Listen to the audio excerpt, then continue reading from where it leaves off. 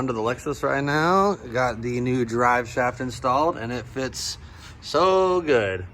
And that was really the last thing besides cooler lines. So I finally got the right fittings to put in the cooler lines. I'm gonna, here at the shop early, I'm gonna try to get this sorted a little bit, get these installed, and maybe just run some quick hoses so we can be driving this thing in and out of the shop instead of pushing it. You see them up there, but the AN pins are fitted, looking nice. Running along, I just cut the old cooler lines, and for now I think I'm just gonna slide the hose over them and probably double clamp both because they don't have a lipped. And I'm not sure what kind of pressure those are gonna be exposed to, but I'm gonna do that real quick, and then we're gonna put some fluid in it, and we're gonna see if this tranny works this morning, right now. Greetings, folks. Steve here, and we got Matt also. And tonight we have the Lexus back between the lift posts because we are going to try to get some things working. So while we were away from the camera, we actually got the drive shaft installed in the Lexus. This is the drive shaft that came from Drive Shaft King, the guys that we kind of unfairly doubted. Honestly, they just seemed a little peculiar. But the drive shaft, what the hell was that? Look at that air chucks wiggling. Ghosts. But the drive shaft they made for us not only looks good, fits fantastic. The length is perfect. Everything is perfect with it. So the car does have a drive shaft now. And spoiler alert, we already attempted to drive it. Let me tell you what happened. So I added about 7 quarts of fluid into the transmission. I don't know how much a Turbo 400 takes. I didn't even bother to look up the capacity. I just kind of wanted to put enough in it and then we'll check it and top it off. So what I did was I put 7 quarts in it. I felt it engaging in a drive, but it would not go into reverse. I added a little more fluid to it because the reverse wasn't working. And after that, it felt like reverse was working okay. So then I threw it in drive and I started driving. What are you looking at, dude? There's nothing over there. You're bugging. So anyway, took the car for a short drive and one of the cooler hoses ruptured, just burst, dumped fluid everywhere. I mean, there is a snail trail of tranny fluid going all the way around this parking lot. And so as of right now, we have not topped off the transmission and tried to drive it, okay? But I was able to actually move it forward. Even after that, I added a little more fluid. So anyway, we need to see if reverse works. We need to see if all the other gears work. The car's starting up okay, but we still have to figure out how to bypass the park neutral switch. Right now, we just have this little relay switch right here that just works the starter, famously, which is working okay for right now. Also, another development that annoyingly popped up is now our radiator leaks coolant. I don't know why. We just can't catch a break. It's just a thing. It just never ends. Yeah. But I did find a cheap one of those that we should be able to pick up from the great, great country of Republic of China. China. So that's what's going on. What we're going to do right now, I did get some better transmission cooler hose. The hose we have is just some bulk fuel hose. It's not even for fuel injection. It's just some shitty hose that we have on a roll around here at the shop. I do have some PTFE 1000 PSI safe hose that we're going to be putting in place. So we're going to do that right now. And then we will get the transmission fluid at the perfect level and find out if this transmission that I rebuilt in my garage so many months ago is going to work like it should. It's going to work like it should. It's going to be great. And also, you know, if it's going to shift right, if it's going to make boost, I got the laptop so we can maybe do a little bit of driving tonight. We have to keep water in the radiator and the fans. I've heard the fans come on their own. I think that the body control module might control the fan relays. I'm not really sure, but they have come on. I've heard them. However, they also have not come on at times when I thought they should have. So we're not really trusting them either. So we got to keep the car moving, got to keep it full of coolant, and let's see what we can get done tonight. All right, so we are making some decent progress here. I got Matt right here working on installing our PTFE cooler lines. So we got like these steel braided 6AN. Matt's repeatedly getting stabbed by the little steel braids, and I'm not sure what we can really do about that. You'll see here, there's some 3/8 union to 3/8 barred fittings. These did not fit on this line very well. In fact, I don't know if they're gonna leak or not. They were, the nut fit okay, but the little sleeve was very tight. I had to like wire brush the crap out of this and then actually kind of try to oversize or stretch the piece in the middle. So that was kind of tough. but I got them things real tight, so we'll see how that holds up. But that's before we just had the hose slid over the line, which I don't think would have held up for very long. So this should be a lot mo better. No better. And also, Matt identified the correct range sensor wires. We did it wrong last time, so we just had to make a quick change there. And so Matt was able to figure that out and get that done. So while Matt's messing with those cooler lines, what I have done is I removed the top off of our wastegate. This is an eBay wastegate. I want to say we spent like $40 on this thing. Okay, super cheap gate. And in fact, the description didn't even say how much boost it was for. Like, there was just, it didn't state it. But I just, in my experience with eBay parts, I thought what I've seen in the past, what they do is they give you 2 springs. Combined, they usually equal like 15 pounds. One of them's 5 pounds, one of them's 10 pounds. So I went ahead and just pulled the top off of the wastegate just to see what was under it, and I found these 2 springs. They were, one little one was inside the big one, and so I'm guessing probably somewhere around 14, 15 pounds is what it was set at. We are going to be putting the little guy in for the time being because this car's never even seen boost before. We want to make sure we got all our ducks in a row before we start sending it hard. So we are going with the smaller spring for right now. We'll see if we decide to change that up later. But I'm glad I checked because this damn thing would have gone straight to the moon as soon as we start driving it. And I'm really not quite prepared for it to do that yet. So that's where we're at now. So once Matt gets these lines finalized, we're going to get the transmission fluid full to the proper level for the first time ever. And pray that the transmission that I put together in this thing that we got used from someone else and has a freaking Frankenstein torque converter and drive shaft in it, but just pray that it all works. And we'll see how that goes here in just a minute. Okay, so we got the cooler lines installed. Don't see any leaks coming from them.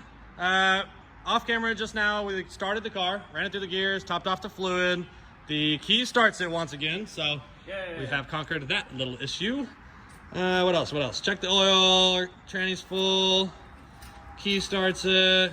Cooler lines connected. The tune that was in the car was only up to 100 kilopascals, which is just like an NA motor. It was natural. So remember when we were driving it that day and we were trying to get it into a little boost and it started like machine gun backfiring? I think that was because we ran out of map. It had no ignition or fuel map there. So it basically just hits fuel and spark cut, I guess. So now I've redone the map so that it's up to 200 kPa, so that's about 14 pounds. I don't know if it's going to do that or not. I don't know what it's going to do. I also don't see any coolant leaking out of our radiator. Maybe we fixed it somehow. Maybe it fixed itself. But this is a street legal machine here. It's insured, it's tagged, it's inspected. We're going to put some air in the tires and see how the tranny feels out on the road. So we'll see you in the car. All right, baby. Let's see if we got reverse. Oh, yeah. Oh, baby, it goes backwards. Yeah! Awesome. All right, man, that's exciting, dude, because it did not feel like it was going to go backwards the other day. All right, I got to figure out what gear is what. Because I think these gears are backwards, dude. I'm pretty much certain they are.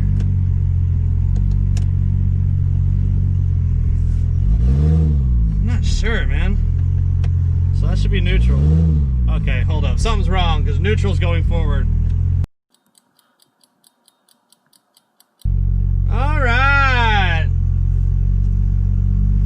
See if I can figure out what first gear is. I know what it's supposed to be. I fear that, but that's not what it is.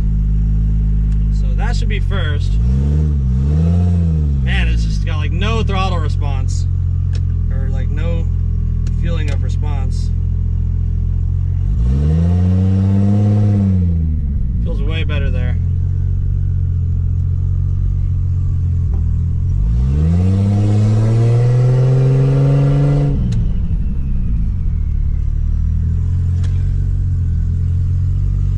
I'm just not sure if it's even shifting. I don't know if I don't know if it's even shifting.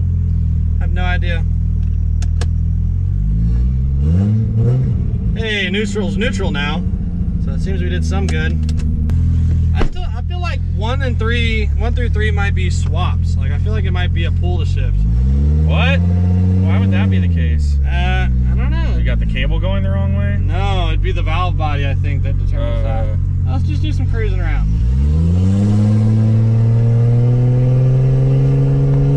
Yep, that's exactly how it is. Oh god. Oh, and it hit second nicely. Dude, we're just driving in the Lexus, baby! Woo! You need to keep an eye on my wideband. Tell me if it gets a little sketchy. In fact, I kind of need you to be tuning, if that's possible. Get on your fuel map and... Well, I don't know why it's backwards. I think we have to get a different gate. There's a different gate that changes like where it locks and stuff. Okay. Alright, so that should be first. Oh, baby! Yeah. Your shift's good. Why do you keep turning that off? So... Okay, so let's just watch what the wideband does. It's pretty lean. Wow, it sounds so good. Alright, 1 through 3 just happened. Hell yeah. Yeah! Good news, everybody. It's definitely running about 13.5 pretty constantly. Keep an eye on our temperature too. 196.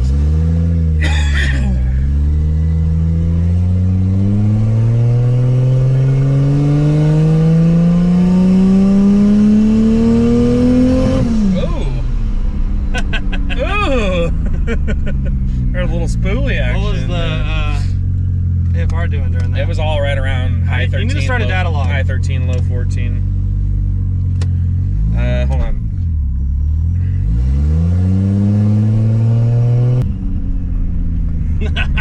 Bro, we're driving my Lexus, dude. Finally, dude. Long overdue.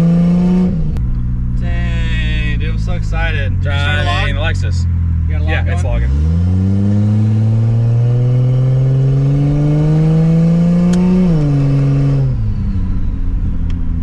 We'll get her on the highway and let some air flow through her. We're hovering right around 188, 190 right now. Dude, I'm so stoked.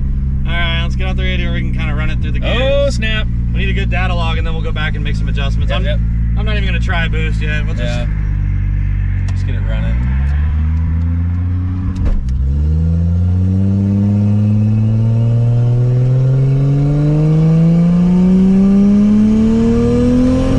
Oh, I went into neutral. Yeah, we need to get this shifter straightened out.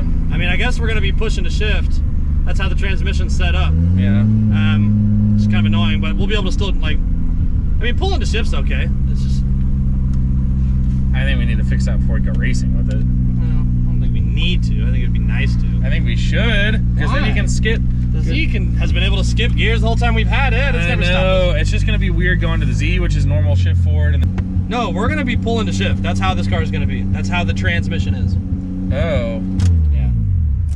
Why? I don't know, dude. That's just the only other way we could change it is to put the cable from the other side, but you can't. Well, the only other way... Yeah, I don't think you can. I don't think there's any way to do it. I think that's just how it's going to be, I guess. I don't know. That's just the way it be. Okay, let me up in that up. Dude, the car is driving, I know, it drives. bro. It feels like it And drives the transmission good, too. feels great, too. Yeah, it does. Dude. Alright, well, TPS is calibrated all f***ed up. What the fuck? That's weird. Why is that?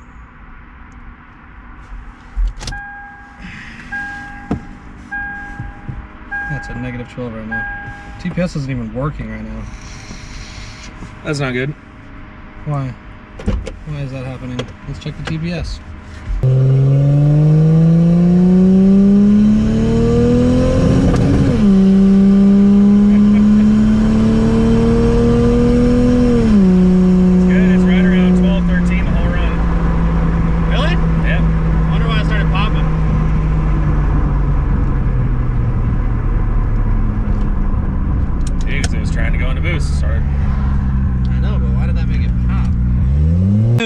Just put it into perspective, dude. The engine came out of a wrecked car. We put used pistons and rods in it, built it up with the cheapest shit available. The transmission in hand, tore it apart, built it up. It was full of mud, dude. The whole tranny was full of mud.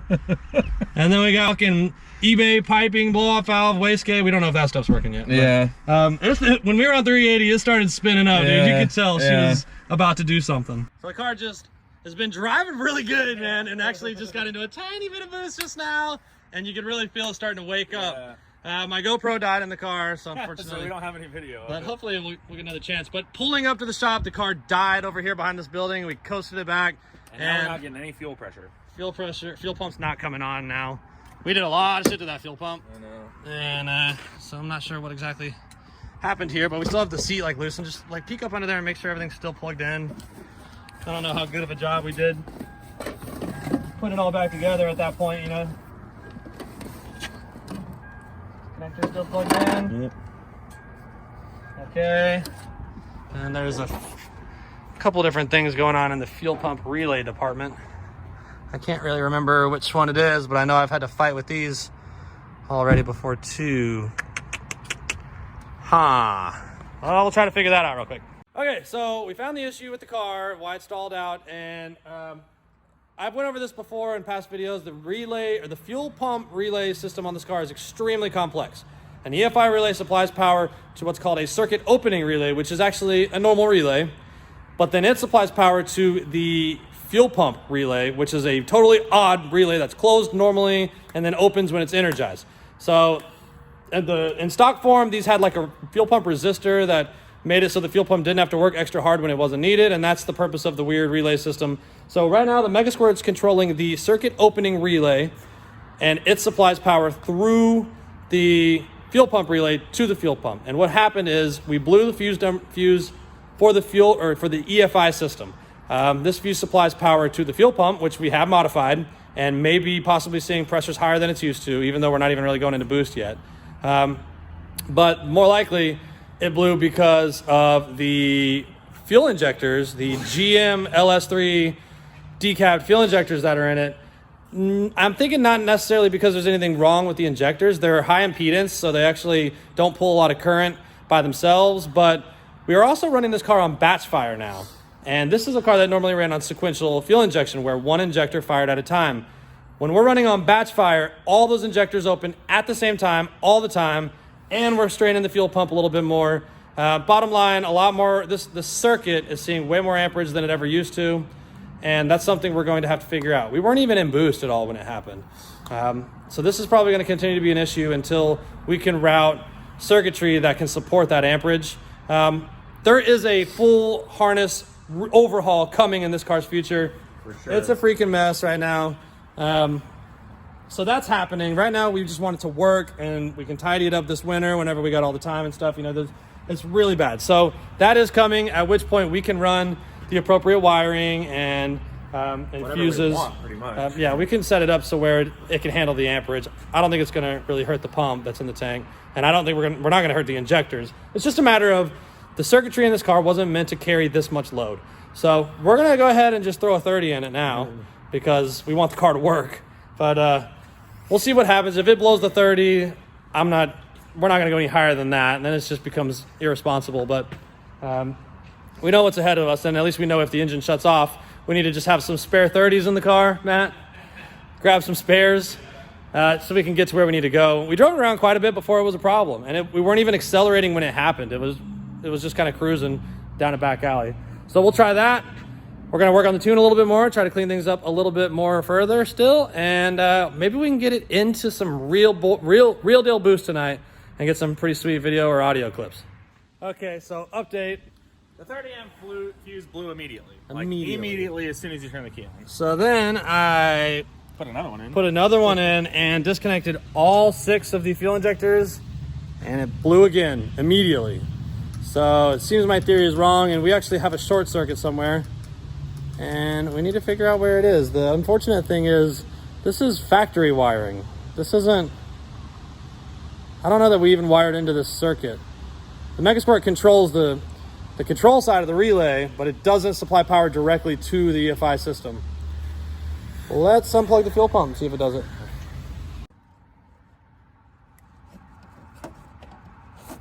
Come on!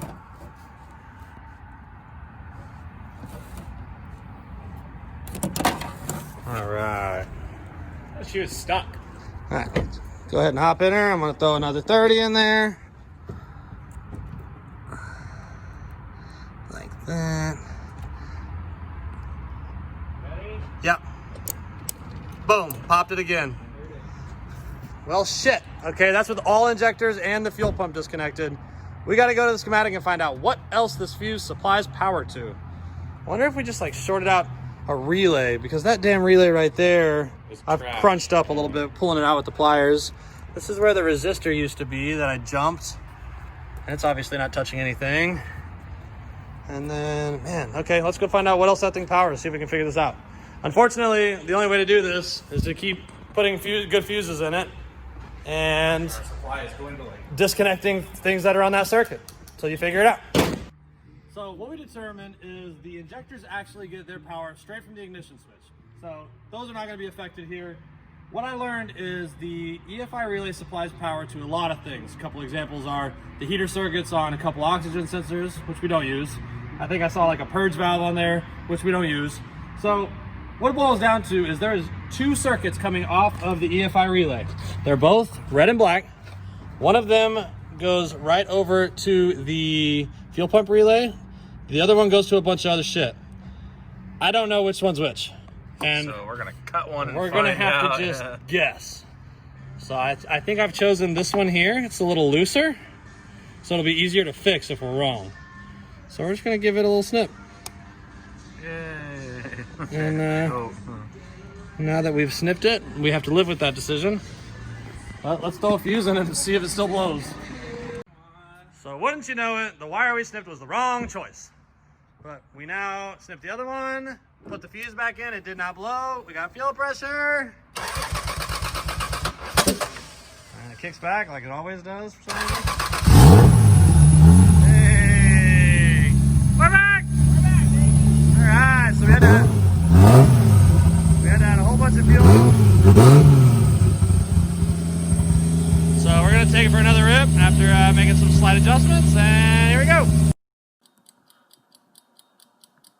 So just wrapping up a night working on the Lexus. Today we definitely had a little bit of tweaking to do. So we had the blowing fuse issue. We managed to sort that out by just snipping some extra wires. I think probably just in that mess of wires somewhere, one of those circuits we're not using was touching metal or got pinched or whatever. That's a whole big problem that's gonna get sorted later. So we don't need that crap. The Mega Squirt supplies power and ground to everything that it needs for the most part. And so we got that sorted. Then didn't have TPS. Yep, TPS dropped out completely. So because we were planning on using the stock transmission initially, we were going to use a lot of the same wiring for the TPS. And so whenever we cut that circuit, it affected the way that works. I don't think the ECM's even powering up anymore. I think that we cut away a major power supply. I didn't care enough to really find out. But took it for a drive after that, and everything felt pretty good. Everything felt good, and it got into boost a little bit. Got into 3 pounds of boost. Of course, the AFRs are all over the place, so we made a few hits around the block here, just kind of working on getting the AFRs in a safe place. We don't have any knock detection, so we're very conservative on timing. We don't know what our fuel system's doing because we don't have any like fuel pressure sensors, so we might just have to hook a gauge up to it, maybe, and See what it does. just drive around while we're watching the gauge to make sure we have enough fuel system. But it drove today. The transmission worked. That's the big thing. Which I was so stoked about. Works beautifully. I mean, everything works. Yeah, everything that works we've great. done. You know, the brakes, we went all through the whole brake system. Yep. We went all through we made an exhaust system for it. We made all this crap. We made it all happen. We broke the motor apart down to the block. You know? Yeah, it's got used GTE pistons and rods in it that were just bought on eBay and shoved in the engine. What a machine. It's working great. It's working great. So we're super stoked about the progress today. We do have our work cut out for us a bit. I think we're going to be spending just a lot of time behind the wheel, just trying to get it. Just getting it right. But Get it dialed in. all winter to do that. So. And we also got it to start with the key. Yes. too. Also another, we had some victories tonight. We had some setbacks, cried a little, but we figured it out. Yeah.